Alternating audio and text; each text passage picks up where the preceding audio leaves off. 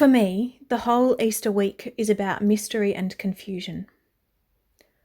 On Palm Sunday, there is the joyful but confusion of the unexpected entry into Jerusalem. The confusion would have been muffled by the joy and the hope the disciples were feeling, because I imagine they were glad that finally something was about to happen. Jesus was surely about to take charge.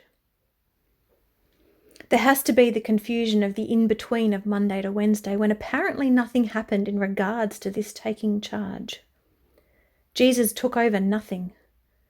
He just participated in the normal week of the festival.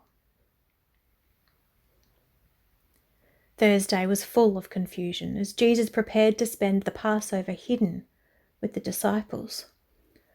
All the while, perhaps obviously, perhaps more subtly, trying to prepare himself for what was to come. Thursday night was nothing but confusion. Jesus, their teacher and leader, insisted on washing their feet. Jesus acted in a way that was the opposite of what was expected of a leader. He then proceeds to refuse to keep himself safe. He allows himself to be found. He allows himself to be taken. He speaks no words in his own defense. He encourages others to stay silent and non-violent. He walks a direct and a very obvious path to punishment. Friday is rife with confusion. To the disciples, Jesus is dead. He has not fulfilled what he said he would. He has not saved anyone. He has not left a legacy. He has not even left a plan.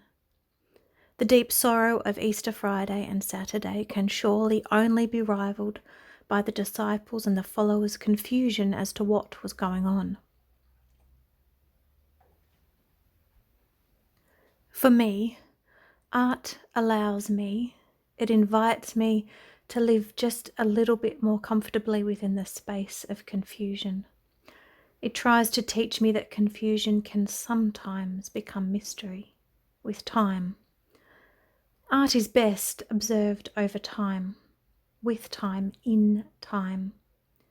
You might appreciate an artwork the first time, but you also might not. But maybe the second time, something different about it becomes noticeable because you are in a different place. You see with different eyes. Your headspace is different. I like that part of art.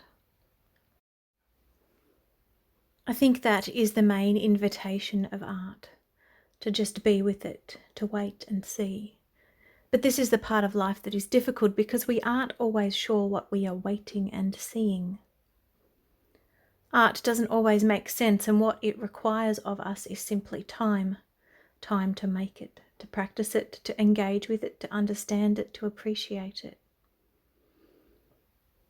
Art asks us to come as we are with all of our thoughts and feelings and experiences, and to just give it a bit of time and see what happens.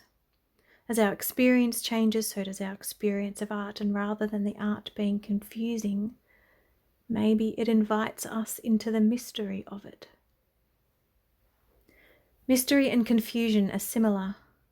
After all, both mystery and confusion involve a deep sense of not quite being sure what is going on, but they aren't the same thing. In confusion, we feel that there is something wrong, something that needs to be answered or found or worked out or sorted.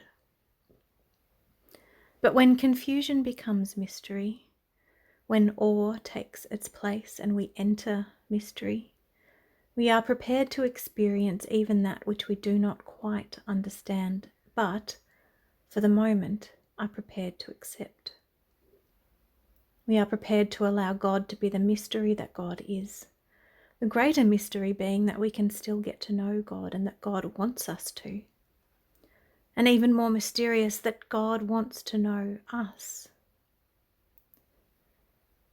This time of our life is one of confusion and uncertainty.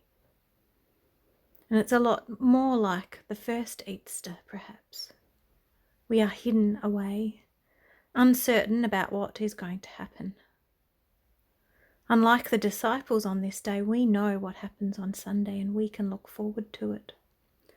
But maybe it's a little easier to sympathise with them because we don't know how long this, our extended Easter Saturday of cloistered physical distancing, will take. But I want to invite you into this space of both knowing and anticipating the joy of Easter Sunday and renewal, but also that of the experience of sorrow. We constantly live in the tension of joy and sorrow, and maybe at this time we are experiencing the tension even more greatly. Answers might not be what we are looking for today. Maybe rather it is to know more deeply and mysteriously that what is important is our relationship with a God who is alive, even though today he appears dead.